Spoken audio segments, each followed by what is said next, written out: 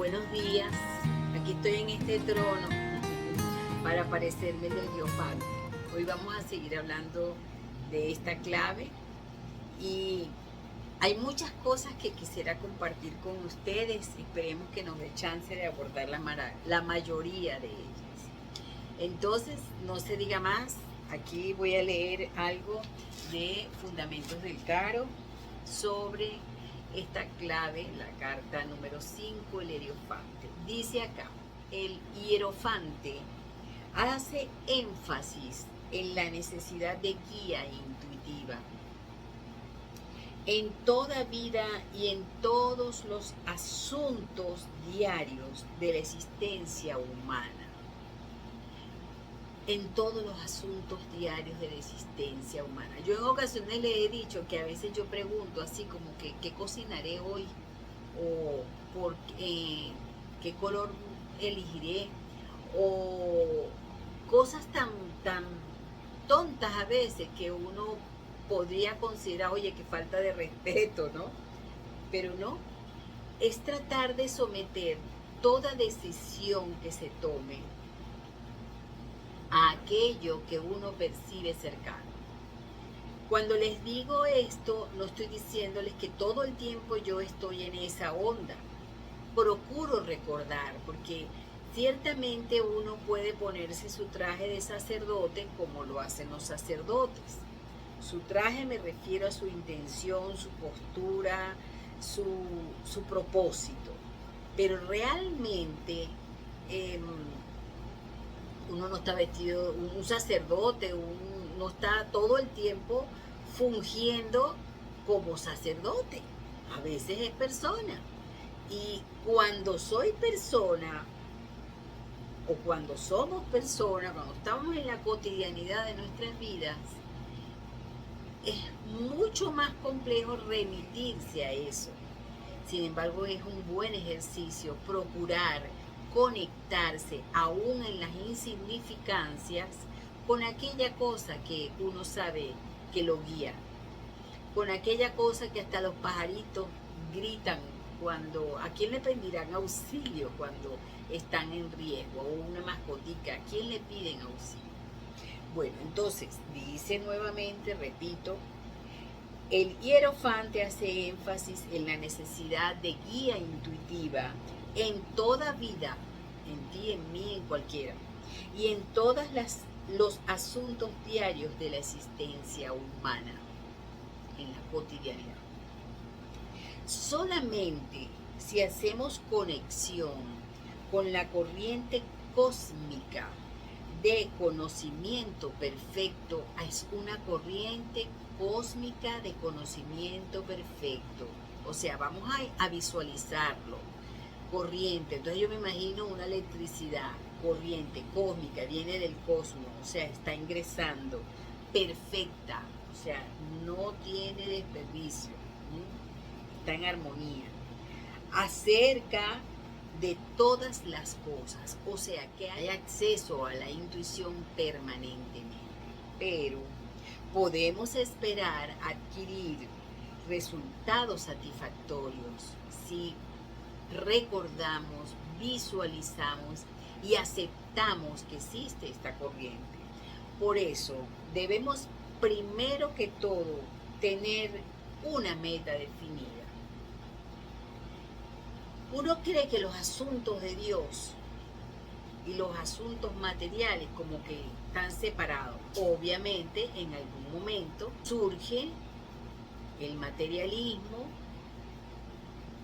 porque bueno, la ciencia se volvió materialista, la razón, en fin, y nada, pues todo había que ser demostrado, cuando en realidad los más maravillosos pensadores de la historia de la humanidad que conocemos, mira, estaban allá en esos imperios, en los griegos, o sea, una gente, unos filósofos, unos iniciados que tú dices, ya va, pero esta gente existía, ¿y qué nos pasó a nosotros como raza que deberíamos haber sido aún mejores que ellos por su legado?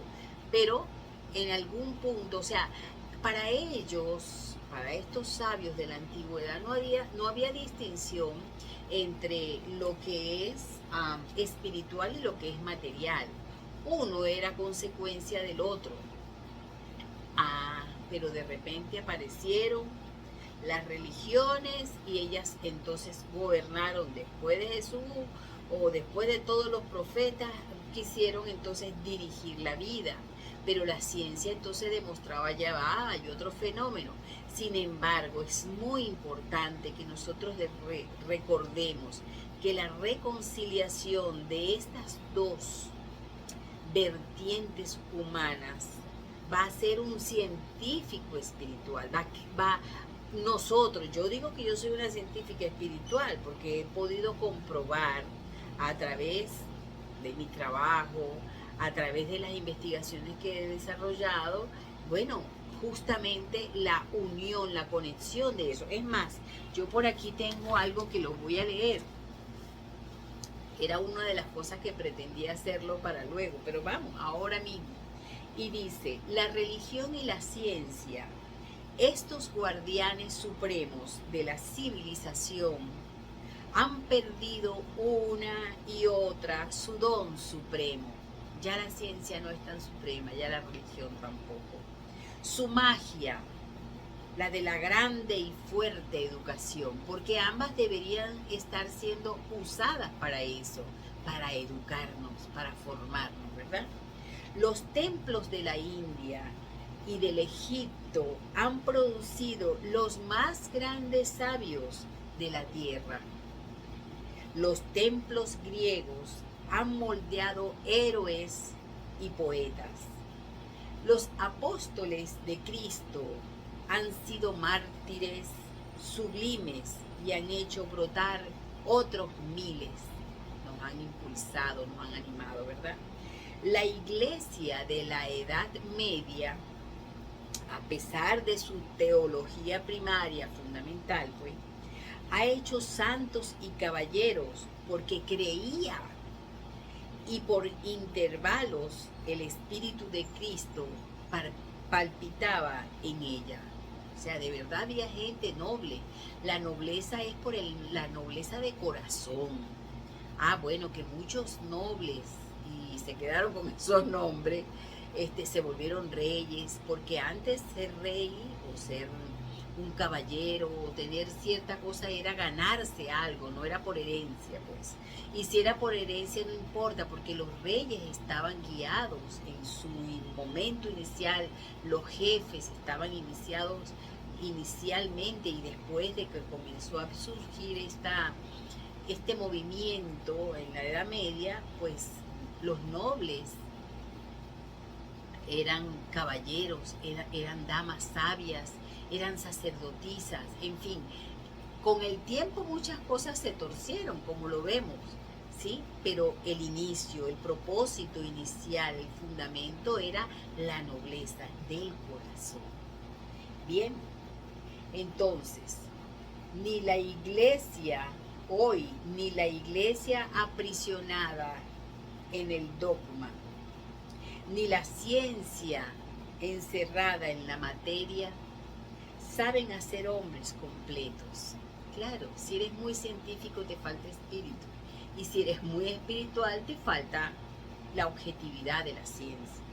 El arte de crear y de formar las almas se ha perdido y no se volverá a encontrar hasta tanto que la ciencia y la religión, refundidas en una fuerza viva, se apliquen juntas y de común acuerdo al bien y la salvación de la humanidad.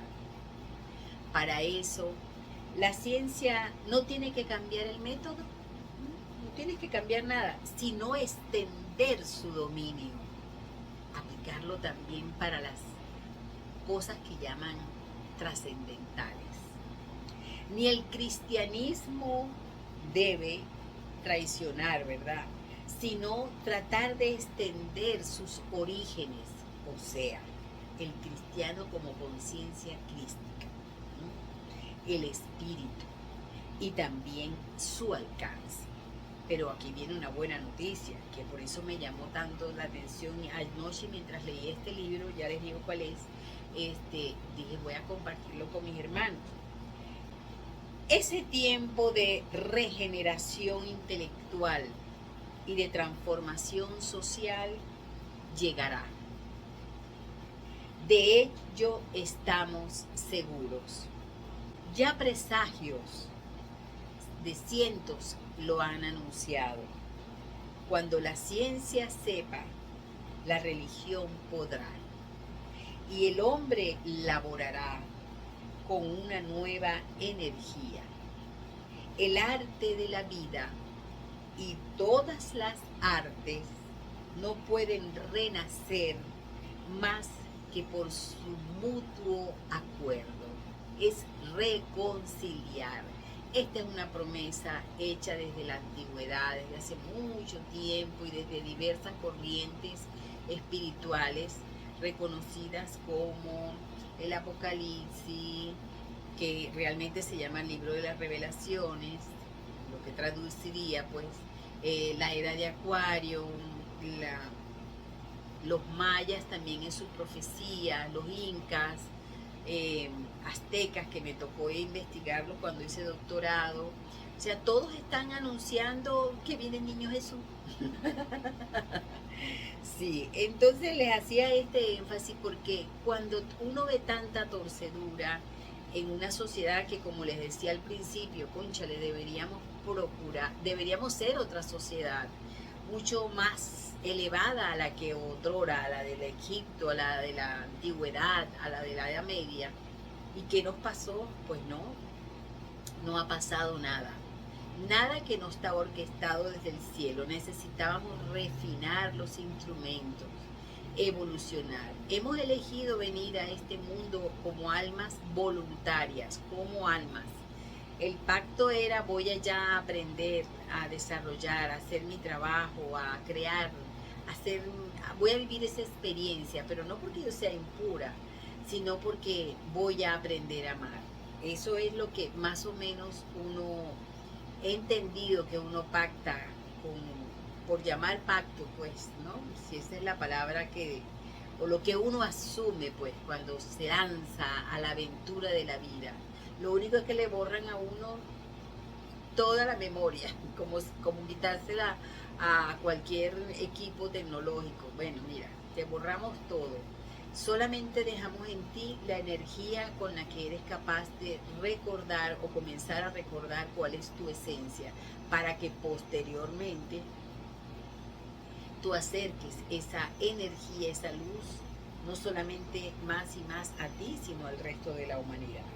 Pero bueno, ya para dejar esto, dice aquí, entre tanto sucede eso anunciado por los profetas.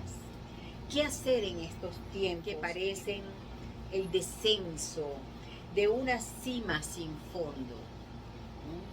Cima, acuérdense que cima con S es aquí arriba, con C, perdón, y cima con S es allá, al principio del borde de la montaña, ¿verdad? Entonces, ¿qué hacemos cuando estamos allí, en la cima que parece que no tuviera fondo, en esa profundidad, con un crepúsculo tan amenazador, precisamente cuando su principio había parecido el ascenso hacia las libres cumbres, el ascenso hacia la libertad, pues, ¿no? De arriba. ¿Qué pasa? Bajo una brillante aurora, ¿qué pasa? ¿Qué podemos hacer? ¿Qué hacer en estos tiempos? Es la gran pregunta. Y uno dice, la fe. La fe, ha dicho un gran doctor, ¿cuál será ese? Es el valor del espíritu. La fe no es mía, es el valor de mi espíritu. Tratar de ser el espíritu que soy, porque soy parte de un gran espíritu que se atomizó. La fe es el valor del espíritu que se lanza adelante, seguro de encontrar la verdad. Esa fe no es enemiga de la razón, sino su antorcha, que desea la prueba y la objeción, probando y reprobando, y es la sola posible en el día. O sea, no hay opción.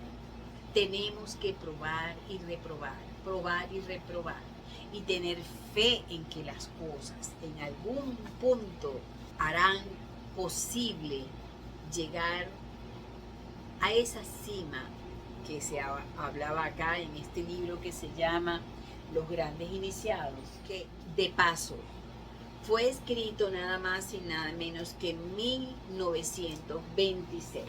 Aquí lo pueden ver. Y que en ese tiempo había gente que estaba hablando de eso. Y uno se conmueve y dice, Dios mío, qué maravilla. Y la gente está haciendo TikTok. Pero bueno, como nosotros nos ha ocupado hablar sobre el hierofante, entonces voy a considerar algunas cosas por acá. La voz es diferente. Habla quedamente y va al grano. Nunca lisonjea, nunca alaba. A menudo reprocha, pero aún así es impersonal y sin dureza. Algo importante a esto, la voz nunca interrumpe. En consecuencia, debe silenciar el clamor de su propia voz mental y rehusarse a escuchar cualquiera de las voces.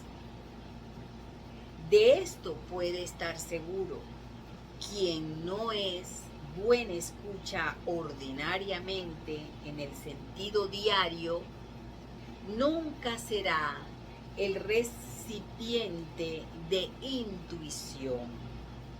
Pruébese y pruebe a otros a través de esto. Malos escuchas nunca oyen la voz del hierofante. Hay que entrenarse para hacer silencio. Sí, señor. Cualquiera que sea la forma sensoria de captar la voz, que puede llegar en imágenes, que puede llegar como una voz queda, que puede llegar como una gran emoción inclusive. Cualquiera que sea la forma sensoria, debemos estar calmados antes de poder recibir la instrucción interna. Pero miren, quiero que hagamos una observación importante a este párrafo. Por esto, la mejor preparación es el silencio ordinario. Trate de mantener al yo personal, en minúscula, fuera de sus escritos y conversaciones familiares. Haga un juego de ello y verá cuán a menudo puede eliminar este pronombre. Decía un sabio de estos hindú, no recuerdo en este momento su nombre, y él decía, trate de hablar sin el yo. En lugar de decir yo quiero, uno podría decir quiero tal cosa. Y así te vas despersonalizando, vas remitiendo el yo o vas utilizando el yo exclusivamente para cosas que sean intencionalmente elevadas, armoniosas. Entonces, contenga su lengua también acerca de los asuntos personales de otras gentes. No hay sitio para la sabiduría superior en la mente de quien se halla lleno de los detalles del murmurar mezquino. Propóngase ser un buen escucha y practíquelo con sus amigos y relacionados, con toda su gente, pues.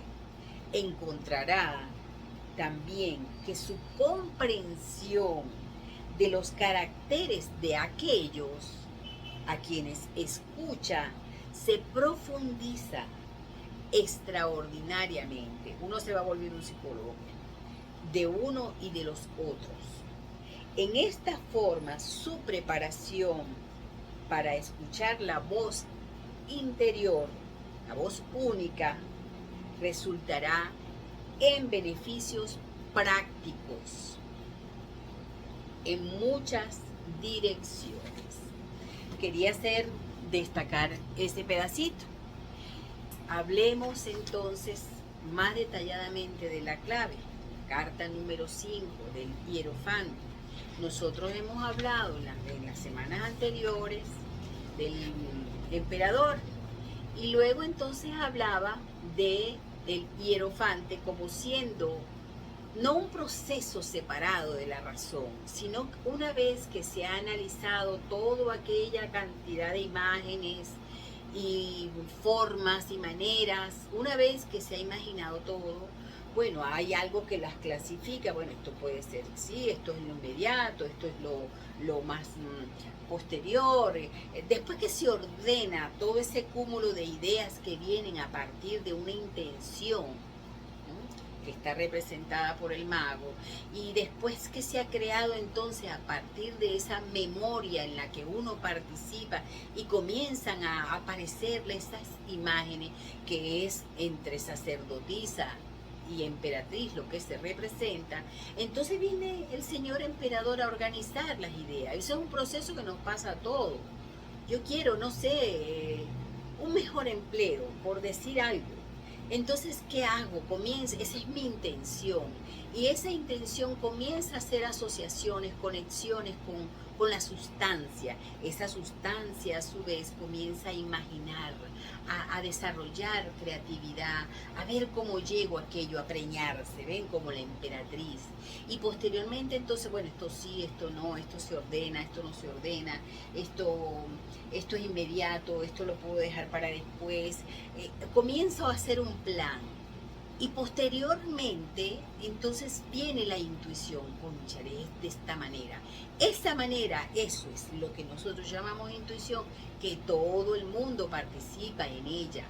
Lo que sucede es que generalmente nosotros tenemos muchas voces hablando en el pensamiento y además hay voces que no son de este mundo que también hablan, de este mundo físico, me refiero.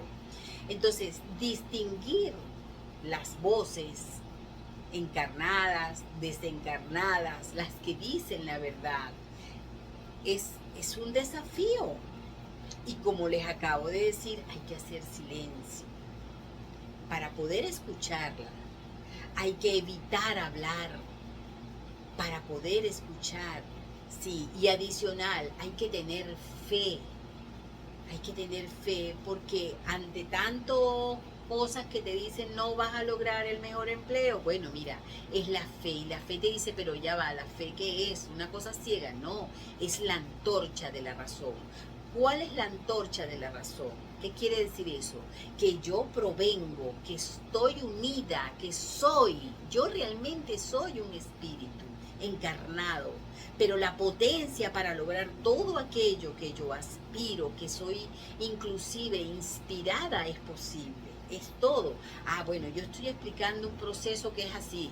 No es que uno dice primero la intención, después las conexiones. No, eso va pasando, como lo dije la semana pasada. Estamos tratando de entender un proceso, cómo esos principios se aplican.